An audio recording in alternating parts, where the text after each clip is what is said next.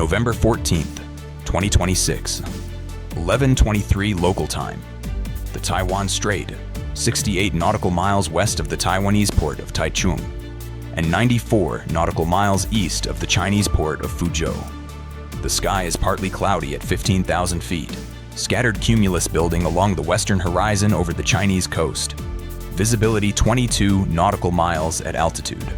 Mild turbulence below 8,000 feet from the northeast monsoon transition. A standard late autumn morning in the strait. The kind of day where the air is sharp. The sea is a deep gray-green, and the horizon between Taiwan and the mainland looks deceptively peaceful. At 11,000 feet, 340 knots, a U.S. Navy A-18E Super Hornet is flying a combat air patrol racetrack on the western edge of the Taiwan Strait median line. The aircraft is one of two assigned to the morning CAP rotation from a Gerald R. Ford-class carrier holding station 180 nautical miles to the east. The pilot has been on station for 47 minutes. Fuel state is comfortable. The mission has been routine. 2 PLA 16 fighters shadowing from the west at a respectful 18 nautical miles, a People's Liberation Army Navy. Type 055 cruiser tracking the patrol from a position 24 nautical miles to the southwest, and the standard procedural radio calls with the E-2D Hawkeye orbiting at 28,000 feet to the east. The pilot is not aware that the Type 055 cruiser has spent the past 19 minutes tracking his aircraft with a targeting system that has nothing to do with its HHQ-9B surface-to-air missile battery. Welcome. I'm your host at Navy Legends. Tonight, we are examining the weapon that sits at the intersection of physics and strategy in a way that no missile and no electronic warfare system does. The directed energy weapon employed not to destroy an aircraft, but to destroy the human being inside it. A high-energy laser, precisely aimed and held on a cockpit canopy for a fraction of a second, does not need to melt the airframe or detonate a warhead. It needs only to cross the threshold of 50 milliwatts per square centimeter on a human retina for a duration of less than 1/10 of a second to produce permanent, irreversible retinal damage. The pilot does not see a flash. The pilot sees a brief sensation of light. And then, in a growing and permanent arc of darkness, the pilot begins to understand that something has changed in their eyes that will never change back. Tonight, we examine what that moment looks like over the Taiwan Strait, what it does to an FA-18 at 340 knots, and what the most powerful carrier air wing on Earth does about it in the 31 minutes that follow. This is a fictional simulation. Every system described is real. Every physics parameter is grounded in documented laser effects research and confirmed PLA directed energy development programs. Let's begin.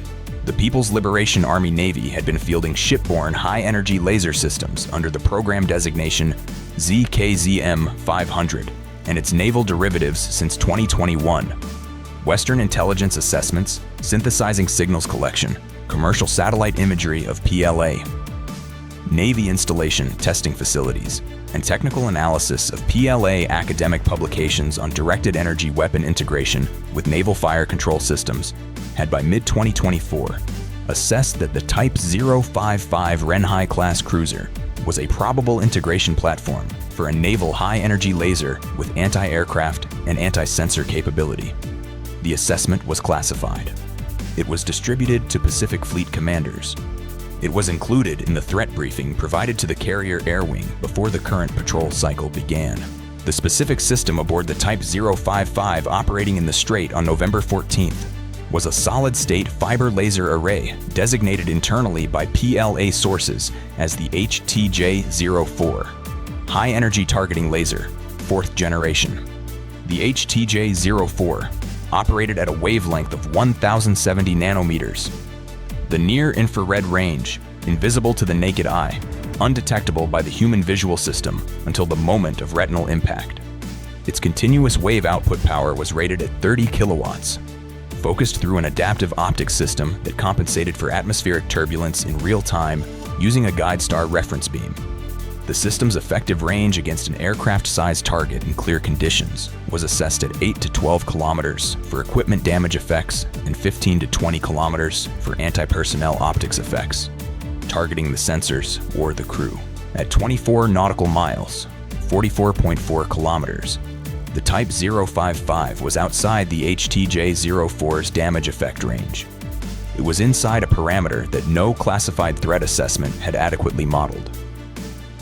The range at which the laser, at 30 kilowatts output, could be held on a cockpit canopy long enough to drive sufficient energy through the canopy's laser attenuating coating and onto the retina of a pilot looking in the laser's general direction.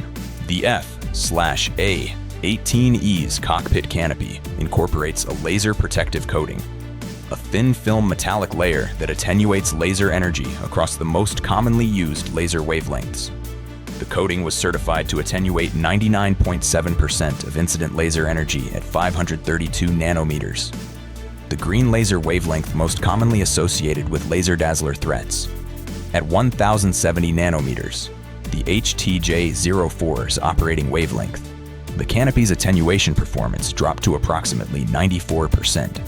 At 30 kilowatts incident power through a 30-centimeter focused beam cross-section at the canopy surface, 94% attenuation left 1.8 kilowatts of transmitted power inside the cockpit, distributed across the interior of a cockpit of approximately 1.2 square meters that produced an interior irradiance of approximately 1,500 watts per square meter, sufficient to cause immediate retinal injury to a pilot whose eyes were oriented within a 15-degree cone of the laser's entry angle through the canopy.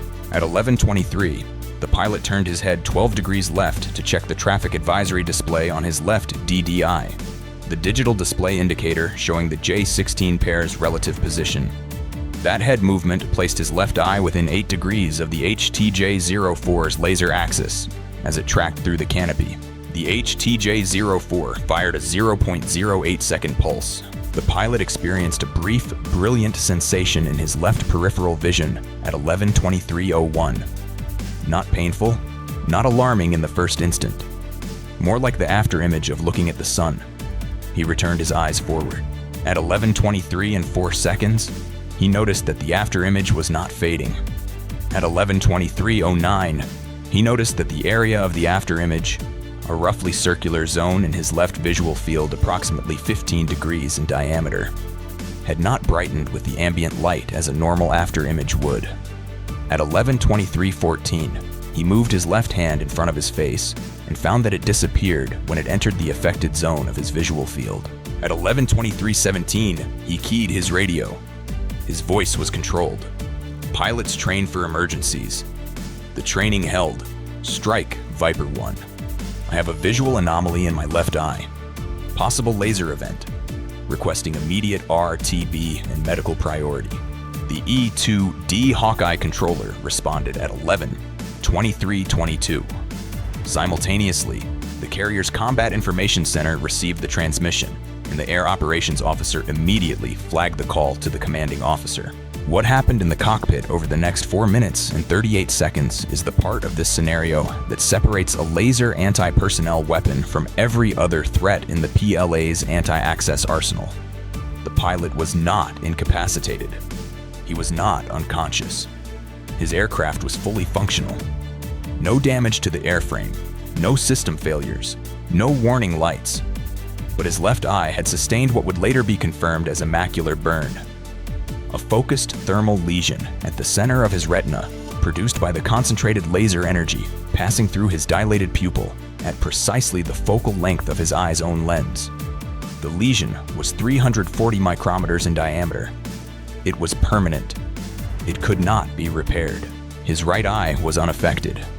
He had sufficient binocular vision to fly the aircraft, but the loss of central vision in his left eye produced an immediate degradation in his depth perception. The precise spatial awareness that carrier landing requires. A normal carrier approach requires a pilot to judge closure rate, glide slope deviation, and lineup accuracy with the precision of 30 centimeters at 150 feet. With compromised depth perception from monocular central vision loss, that judgment was measurably, dangerously degraded. He was 180 nautical miles from the carrier. He was going to need to land on it. The second, A-18E on the cap. His wingman, 1.8 nautical miles to his north, immediately joined on his wing and took the formation lead. The wingman would fly alongside the entire return transit, providing continuous position calls and serving as a visual reference for the compromised pilot's approach geometry. It was the procedure. The procedure existed because this scenario had been war-gamed. It had never been executed for real. The carrier's commanding officer received the full situation, brief at 11:24:41, 1 minute and 40 seconds after the initial transmission. He had 3 simultaneous decisions to make. The first was the medical preparation for the inbound aircraft. The ship's flight surgeon and ophthalmology capability were immediately activated, and the ship's trauma bay was cleared for a priority case that was not, in the conventional sense, a trauma. The second was the flight deck configuration. The carrier cleared the landing pattern of all other traffic and configured for an immediate arrested landing with full emergency services standing by. The third decision was the one that would define the next 31 minutes. He called the strike planning cell at 11:24:52. "I want a strike package on that Type 055. Authorization request up the chain immediately." The authorization request traveled from the carrier to 7th Fleet to Pacific Fleet to Indopacom to the National Command Authority. It was the fastest authorization chain execution in the carrier's operational history. The laser employment against a U.S. military pilot, captured on the E-2D's passive electronic surveillance recordings, corroborated by the HTJ-04's distinctive 1070 nanometer emission signature, logged by the carrier's AN/SLQ 32 electronic warfare system at 11:23:01, was an unambiguous act of aggression against a U.S. military person conducting a lawful mission in international airspace. Authorization was granted at 11:47, 23 minutes and 8 seconds after the laser employment. The pilot had landed at 11:41:17, 18 minutes and 16 seconds after the laser event. The approach had been tense, methodical, and ultimately successful. His wingman flew formation off his left wing throughout the final approach, providing continuous altitude and lineup callouts on the radio. The pilot flew a wider pattern than standard, reducing the rate of closure variables. He touched down 12 feet left of center line, a significant deviation by carrier standards, within safe parameters for the arresting wire engagement. Wire 3. The aircraft came to a stop. He was met by the flight surgeon on the flight deck within 40 seconds of the aircraft coming to a complete stop. The diagnosis was confirmed at 11:44. Permanent central scotoma. Left eye. Consistent with high-energy near-infrared laser retinal burn. The pilot would fly no more operational missions on this deployment. He would undergo evaluation at a military ophthalmology center upon return to the continental United States. The prognosis for recovery of central vision in the affected eye was, the flight surgeon noted in his report with clinical precision, poor. At 11:47, with strike authorization in hand, the carrier's air wing commander launched the response package. The package consisted of 4 elements configured for a coordinated time-on-target strike against the Type 055 and its immediate defensive screen. The first element was electronic suppression. 2 EA-18G Growlers launched at 11:47:34, their AN/ALQ-99 jamming pods, tasked to suppress the Type 055's HHQ-9B fire control radar and its Type 346BA ESA radar across all engagement bands. The EA-18Gs would reach their optimal jamming orbit position 90 nautical miles from the target at 12:04. The second element was anti-radiation strike. 4 F/A 18G aircraft carrying A, GM, 88E AAR, GM anti-radiation missiles, launched at 11:48:11, tasked to home on the Type 055's active radar emissions and achieve direct warhead impact on the ship's primary sensor arrays. The AAR-GM's 68-kilogram warhead against a shipborne radar face produces comprehensive sensor array destruction without necessarily threatening the ship's structural integrity. a calibrated response that disabled the ship's offensive and defensive sensor capability, without constituting a hull-penetrating strike that could be characterized as a sinking attempt. The third element was directed energy system suppression. 2F/A-18Es, carrying AGM-154C JSOW glide weapons, each loaded with a 450-kilogram unitary penetrating warhead, tasked specifically to the HTJ-04 laser system's topside installation position, identified from the AN/SLQ-32's emission geometry data as located on the Type 055's aft superstructure between the second and third radar arrays. The JSOW's standoff range of 130 kilometers allowed the launch aircraft to remain well outside the Type 055's HHQ-9B engagement envelope. The fourth element was the Deep Strike Reserve. 6BGM-109 Tomahawk Block. 5 missiles launched from the carrier's escort destroyers at 11:51, targeted on the PLA naval installation at Fuzhou, where the Type 055 had departed from 72 hours earlier. Specifically, the HTJ-04 system's shore-based maintenance and calibration facility, whose location had been positively identified from signals intelligence collected over the preceding 4 months. The Tomahawks would arrive on target at 13:09, 78 minutes after the laser event, 22 minutes after the airborne strike reached the Type 055. The EA-18Gs reached their jamming orbit at 12:03:44 and activated their suppression packages. The Type 055's Type 346 BAESA radar, which had been tracking the incoming strike package from the moment the aircraft launched, experienced jamming-induced track loss on 3 of 4 assigned targets at 12:03:51. The fire control system for the HHQ-9B missile battery lost its coherent targeting picture. The battery was active but blind. The AGM-88E launches began at 12:04:11. 4 missiles, fired in a compressed 8-second sequence, immediately acquired the Type 055's fire control radar emissions, which were broadcasting at full power as the ship's crew attempted to burn through the EA-18G jamming. The burn-through attempt was tactically correct for a jamming-only threat. Against AGM-88E missiles riding the emission directly to their source, it was the worst possible response.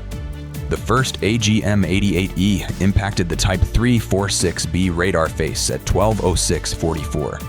The second impacted 3.1 seconds later on the secondary HHQ-9B fire control radar. The third and fourth impacted the ship's communications array and forward sensor suite respectively over the following 11 seconds. The Type 055 sensor architecture was rendered inoperable in 14.1 seconds. The 2 JSOW glide weapons, released from 130 kilometers at 12:04:22, arrived over the Type 055 at 12:17:31. The first weapon's GPS-guided terminal phase placed its impact point 1.4 meters from the planned aim point on the aft superstructure. A CEP performance consistent with the JSOWC's documented accuracy. The 450-kilogram penetrating warhead drove through the superstructure decking and detonated inside the HTJ-04's laser housing. The system was destroyed. The second JSOW impacted the same general area 2.8 seconds later, ensuring comprehensive destruction of the HTJ-04 installation and its associated power conditioning and cooling systems. The fog of war element arrived at 12:18:04. 33 seconds after the JSOW impacts.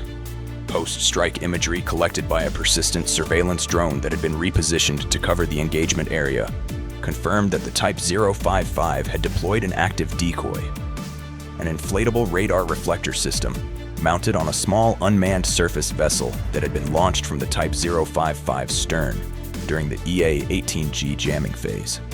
The decoy had been positioned 400 meters astern of the Type 055 and had been emitting a broadband radar return consistent with the Type 055's own profile. One of the 4 AGM-88E rounds, the third in the salvo sequence, had acquired the decoy's radar reflection rather than the ship's actual sensor array and had impacted the decoy vessel. The decoy was destroyed. The intended target, the ship's communications array, was damaged by proximity blast from the 4th AGM-88E, but not destroyed as comprehensively as planned. The Type 055 retained limited communications capability through a backup system that the 4th AARGM had not reached. The Tomahawks reached the Fuzhou Naval Facility, HTJ-04 maintenance installation at 13:09:14. 4 of 6 impacted their designated aim points. The maintenance facility's primary building sustained comprehensive structural damage. The laser calibration and testing infrastructure within it was assessed as rendered inoperable. 2 Tomahawks impacted a secondary structure that post-strike imagery identified as a storage building, rather than the technical workshop building that had been the intended target. A targeting error traced to outdated building designations in the strike planning database, which had been compiled from imagery collected 6 weeks before the strike. The Type 055 was not sunk. It was not the intention of the strike package to sink it. The ship had been rendered blind.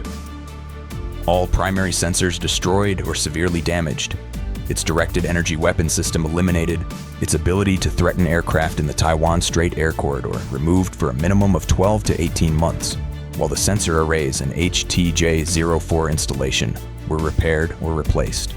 The ship was last observed on the evening of November 14th, making 12 knots on a northward heading toward Shanghai, escorted by 2 Type 054A frigates that had closed from 40 nautical miles to the north during the strike sequence. Beijing's response was measured in its fury and precise in its framing. The Chinese Ministry of National Defense issued a statement at 1600 Beijing time, characterizing the U.S. strike as an illegal act of aggression against a Chinese naval vessel conducting lawful operations in Chinese territorial waters. The claim of territorial waters was geographically indefensible. The Type 055 had been 94 nautical miles east of the Chinese coast, well within international waters under any interpretation of UNCLOS. The statement made no reference to the laser employment against the U.S. pilot. The incident had, from Beijing's perspective, not occurred. The U.S. government's response, issued at 1400 Washington time, released the AN/SLQ-32 emission recordings. The electronic evidence of the 1070 nanometer laser pulse at 11:23:01, alongside the flight surgeon's clinical findings and the carrier's engagement log. The evidence package was simultaneously transmitted to the governments of Japan, Australia, South Korea, the Philippines, and the United Kingdom. All 5 governments issued statements of support for the U.S. position within 18 hours. Taiwan's government issued no public statement. It did not need to. The message had been delivered in a language that required no translation. This is what Navy Legends has been building toward across every scenario we have examined in this series. The understanding that the most significant weapons in a future conflict over the Taiwan Strait will not necessarily be the ones that produce the largest explosions or the most dramatic radar tracks. A 30-kilowatt laser pulse lasting 0.08 seconds. A macular burn 340 micrometers in diameter. A combat-experienced naval aviator grounded for the remainder of his career by something he never saw coming, and that left no physical mark on his aircraft. The HTJ-04 did not attempt to shoot down the F/A-18. It attempted to remove the human pilot from the operational equation, quietly, deniably, at a range where no missile had been fired and no act of war could be easily characterized. It was designed to be below the threshold of response. The PLA planners who authorized the employment had assessed, based on every previous interaction in the Strait, that the United States would not respond kinetically to a laser event affecting one pilot's vision. That assessment was wrong by 31 minutes and 22 seconds. The directed energy threshold, the question of what level of laser employment against U.S. military personnel constitutes an act of aggression warranting a kinetic response, had been debated in classified policy documents since 2019. On November 14th, 2026, over the Taiwan Strait at 11,000 feet, that debate ended. The answer was written in the carrier's engagement log, in the AN/SLQ-32 recordings, and in the 340 micrometer scar on a retina that will carry the evidence of that answer for the rest of its owner's life. Stay informed. Stay vigilant. I'll see you in the next one.